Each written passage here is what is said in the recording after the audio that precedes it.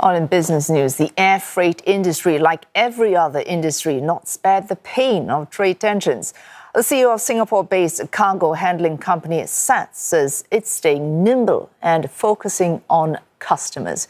Kerry Mok was speaking on the sidelines of Air Cargo Europe. For more, Ross Cullen joins us live from the event in Munich. Ross, how are participants in that industry event reacting to the ongoing trade uncertainty? And SATS in particular, what has it said it's doing to manage these uncertainties?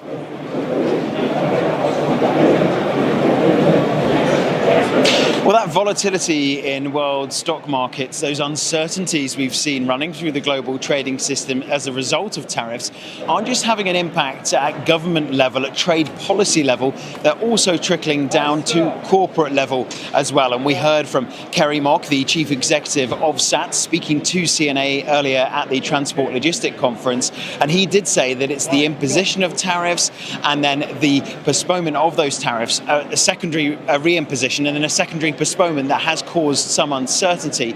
But he did think that SATS was particularly well placed to deal with that uncertainty because of the agility built into many of its processes. We can listen in now to a little bit more of what Mr. Mok had to say to CNA earlier. Our strategy is focusing on our customers, helping them to reroute their supply chain. And we've seen some benefits in other parts of the network where the freighters were being directed to. So actually for us, because we have a global network, it helps us with the volumes that we're managing. Ross, of course, every company, including SATS, will have limited resources. So it will have to prioritize what it needs to do. What have companies said about what they will be needing to do and where will they be putting their resources?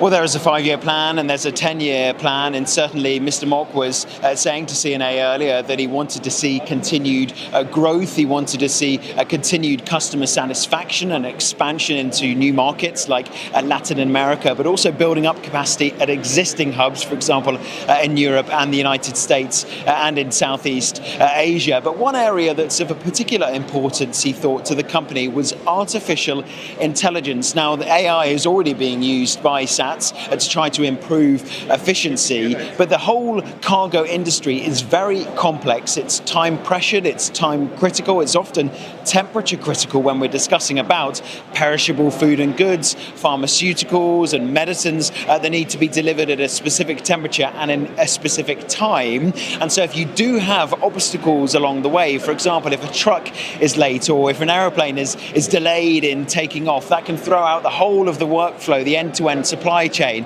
And so Mr. Mok was saying earlier that artificial intelligence is certainly something that can be deployed and can be implemented by companies like SATS to try to improve efficiency and improve responses to problems when they do arise.